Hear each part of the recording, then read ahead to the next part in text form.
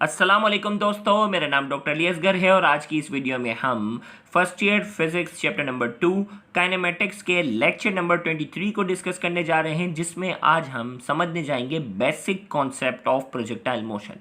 आज के ये लेक्चर बहुत ज़्यादा अहमियत रखता है क्योंकि ये बेसिक कॉन्सेप्ट जो प्रोजेक्टाइल मोशन के हम जो डिस्कस करने जाएंगे उससे रिलेटेड फिर आने वाली तमाम डेरिवेशंस और तमाम न्यूमेरिकल्स का ताल्लुक आज के इसी लेक्चर से होगा।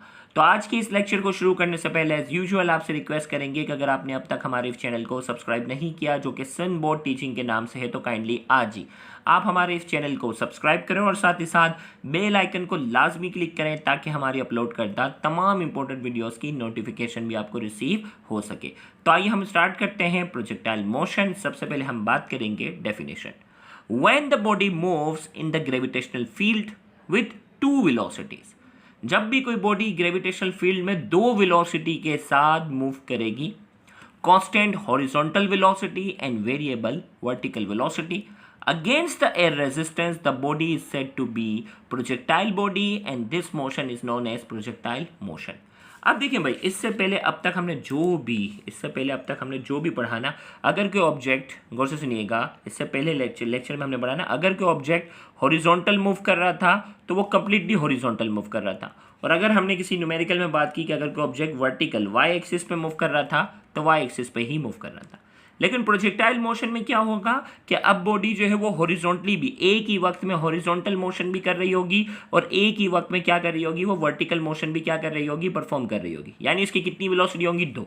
यानी ये बॉडी इस तरह से हरकत करेगी, यानी आगे का डिस्टेंस भी ट्रेवल करेगी और वर्टिकल डिस्टेंस भी क्या करेगी, ट्रेवल करेगी। इसी तरीके से अगर नीचे जब आ रही होगी तो नीचे का डिस्टेंस भी ट्रेवल करेगी और आगे का डिस्टेंस भी क्या करेगी, ट्रेवल करेगी।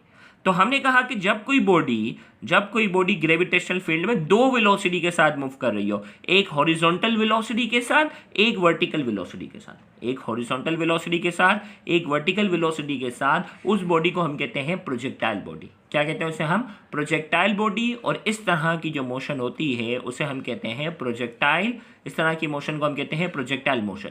प्रोजेक्टाइल मोशन में शर्त है कि बॉडी को आपने फेंक दिया, अब वो पूरी की पूरी मोशन जो होगी वो ग्रेविटी के कंट्रोल में होगी। पूरी की पूरी मोशन किसके कंट्रोल में होगी, ग्रेविटी के कंट्रोल में होगी। अब आप उस मोशन को चेंज नहीं कर सकते। जैसे क्रिकेटर है, क्रिकेटर ने क्या किया, बैटिंग कर रहा था, उसने शॉट थोड़ा सा गलत खेल लिया, अब शॉट इसके हाथ से निकल गया। अब अगर वो बॉल हवा में है, अब वो चाह रहा है कि मैं बॉल की डायरेक्शन को चेंज कर दूं, क्या वो कर सकता है, जवाब है नहीं। अब वो बॉल की जो पूरी मोशन है वो किसके इख्तियार में है, ग्रेविटी के कंट्रोल में। किसके कंट्रोल में है, ग्रेविटी। तो सेम प्रोजेक्टाइल मोशन में यही कंडीशन है कि जब कोई बॉडी ग्रेविटेशनल फील्ड में, यानी ग्रेविटेशनल फील्ड के कंट्रोल में हो और दो वेलोसिटी के साथ मूव कर रही हो, हॉरिजॉन्टल वेलोसिटी और वर्टिकल वेलोसिटी के साथ, और याद रखिएगा इसकी हॉरिजॉन्टल वेलोसिटी कांस्टेंट होती है, अभी हम इसको जिक्र करेंगे, और वर्टिकल वेलोसिटी वेरिएबल होती है, यानी ऊपर जाने वाली रफ्तार जो है वो क्या होती है, आहिस्ता आहिस्ता कम होती जाती है, जबकि आगे जाने वाली जो रफ्तार होती है वो क्या होती है, कांस्टेंट होती है। तो जब कोई बॉडी ग्रेविटेशनल फील्ड में दो वेलोसिटी के साथ मूव करेगी, एक हॉरिजॉन्टल वेलोसिटी के साथ, एक वर्टिकल वेलोसिटी के साथ, उस बॉडी को हम कहते हैं प्रोजेक्टाइल बॉडी, और इस तरह की मोशन को हम कहते हैं प्रोजेक्टाइल मोशन। तो हमने इसमें यहां डेफिनेशन में बात की, when the body moves in the gravitational field with to velocities, constant horizontal velocity, यानी उसकी आगे जाने वाली जो वेलोसिटी होती है वो कांस्टेंट होती है, एंड वेरिएबल वर्टिकल वेलोसिटी, और जो ऊपर जाने वाली जो वेलोसिटी होती है वो क्या होती है, कम हो रही होती है, वो वेरिएबल होती है, against the air resistance. Air resistance के खिलाफ the body is said to be projectile body, उस बॉडी को हम कहते हैं projectile body, and this motion is known as projectile motion. इस तरह की मोशन को हम कहते हैं प्रोजेक्टाइल मोशन। एग्जाम्पल के तौर पर motion of missile, short range missile की बात कर रहे हैं, हाई रेंज वाला नहीं, उसमें क्या होता है, बाकायदा पूरा सिस्टम डेवलप होता है, वो अपनी डायरेक्शन भी चेंज करता है। शॉर्ट रेंज मिसाइल जो होते हैं वो इसी तरह जाते हैं। जंपिंग ऑफ एन एनिमल, कोई एनिमल भागते हुए अचानक से जंप करता है, उसकी मोशन भी ऐसे ही है। Motion of a football kick by a footballer, जब कोई फुटबॉलर किक करता है फुटबॉल को तो उसकी मोशन भी क्या होती है, प्रोजेक्टाइल वाली। इसके अलावा आपके जहन में अगर कोई एग्जांपल कमेंट में आ रही हो तो कमेंट में आप लिखें तो सही, ताकि हम भी देखें कि आप कमेंट सेक्शन में क्या क्या एग्जांपल लिखते हैं। तो प्रोजेक्टाइल मोशन की एग्जांपल आपके जहन में जो हो वो कमेंट सेक्शन में लिखें, ताकि आपकी पार्टिसिपेशन भी हमें समझ में आए। तो ये एग्जांपल थी प्रोजेक्टाइल मोशन की। अब हम बात करते हैं, अगर प्रोजेक्टाइल मोशन के कॉन्सेप्ट को अगर हमें अच्छे से समझना है तो यहाँ हमने कुछ अजम्पशन किए हैं प्रोजेक्टाइल मोशन को आसान बनाने के लिए। It is easy to analyse. अगर प्रोजेक्टाइल मोशन के अगर बेसिक कॉन्सेप्ट को समझना है तो projectile motion if following assumptions are in consider, projectile motion जो रियल चीज़ें हैं उनको हम जो है वो नज़रअंदाज करें कि कैसे क्या चीज़ अजम की। The value of acceleration due to gravity is considered as constant throughout the projectile motion and it's always directed towards. पहली अजम्पशन कि भाई एक्सेलरेशन ड्यू टू ग्रेविटी जो होगी throughout the projectile motion वो क्या रहेगी, constant रहेगी। जबकि ग्रेविटी वाले चैप्टर में हम पढ़ते हैं कि जैसे जैसे हम ज़मीन से ऊपर जाते हैं ना तो एक्सेलरेशन ड्यू टू ग्रेविटी क्या होती है, कम होती है। लेकिन यहाँ हमने एक अजम्पशन कर ली कि अगर प्रोजेक्टाइल के बेसिक कॉन्सेप्ट को अगर आसानी से समझना है कि भाई तो एक्सेलरेशन ड्यू टू ग्रेविटी की वैल्यू जो कि 9.8 मीटर पर सेकेंड स्क्वायर है उसको क्या मान लो, कांस्टेंट मान लो। सही, कांस्टेंट मानेंगे। दूसरा, the affect of air resistance is negligible, हवा जो है वो रुकावट नहीं बनेगी, इसकी रुकावट ना होने के बराबर होगी। सोचो कि अगर हवा बहुत जोरदार चल रही हो, हवा फॉर एग्जाम्पल यहाँ से यहाँ चल रही हो और अगर मैं किसी चीज़ को फेंकता हूँ तो हवा धक्का मार के क्या करेगी, उसकी डायरेक्शन को चेंज कर देगी। और इसी तरीके से अगर हवा यहाँ चल रही है और मैं भी उसी की डायरेक्शन में फेंक रहा हूँ तो वो चीज़ क्या होगी, कम एनर्जी के साथ भी बहुत दूर चले जाएंगी। तो हवा जो है उसकी रुकावट को हमें नज़रअंदाज करना होगा, हवा ना होने के बराबर चल रही है। सही है भाई, हवा तेज़ चल रही होगी तो भी प्रोजेक्टाइल के कॉन्सेप्ट को समझना मुश्किल होगा। और सबसे बड़ी बात, projectile motion is not affected due to rotation of an earth. बहुत बड़े प्रोजेक्टाइल की अगर मैं बात करूँ मिसाल के तौर पर कि ये ज़मीन में बना लेता हूँ भाई, ये हमने बना ली ज़मीन। अब एक मुल्क ने मिसाइल जो है वो बहुत लंबे डिस्टेंस पर दूसरे मुल्क पर जाके फेंकना था। सही है भाई। अब हुआ क्या कि ज़मीन अपनी एक्सिस पे क्या करती है, ज़मीन अपने एक्सिस पे क्या करती है, रोटेट कर रही होती है। तो बड़े रेंज वाले प्रोजेक्टाइल के ज़मीन की रोटेशन भी क्या करेगी, ज़मीन की अर्थ की रोटेशन भी क्या करेगी, मैटर करेगी। ज़मीन की रोटेशन भी क्या करेगी, मैटर करेगी। तो इसमें हमने एक बात ये तय कर ली कि rotation of earth is not consider, ज़मीन की रोटेशन को हम कंसीडर नहीं करेंगे। तो यहाँ हमने कहा projectile motion is not affected due to rotation of an earth, earth की रोटेशन को हम कंसीडर नहीं करेंगे। ये बात हो गई। अब जो है वो अब थोड़ा सा कॉन्सेप्ट को हम समझते हैं भाई। ये जो डायग्राम है ना, ये आज इन तमाम डेरिवेशंस की क्या है, ये जान है। अब देखो भाई, एक ऑब्जेक्ट को हमने फेंका, इसकी इनिशियल वेलोसिटी को हमने नाम दिया v0। v0 शो कर रहा है इनिशियल वेलोसिटी को और फाइनल वेलोसिटी को हमने किससे शो किया है, v से।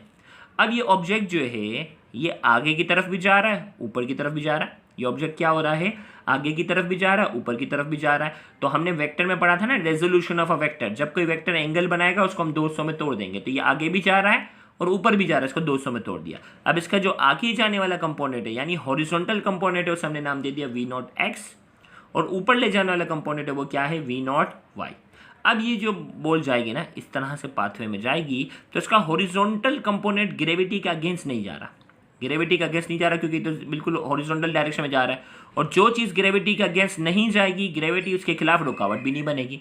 जो चीज़ ग्रेविटी के खिलाफ नहीं जाएगी, ग्रेविटी उसके खिलाफ रुकावट भी नहीं बनेगी। तो ये हॉरिजॉन्टल कंपोनेंट है वो बिल्कुल सीधा सीधा सीधा सीधा हॉरिजॉन्टल कंपोनेंट बिल्कुल जो है वो क्या हो रहा है, सीधा सीधा सीधा सीधा सीधा जा रहा है।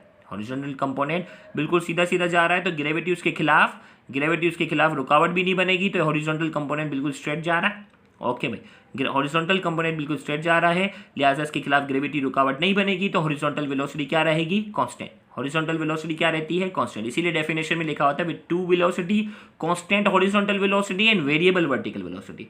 अब देखो जैसे जैसे ये जा रहा है, एक वक्त आएगा मैक्सिमम हाइट पे पहुंच गया। अब इसके बाद वो मजीद ऊपर नहीं जा रहा, तो इसका मतलब इसकी वर्टिकल वेलोसिटी क्या हो गई, वर्टिकल वेलोसिटी क्या हो गई, 0।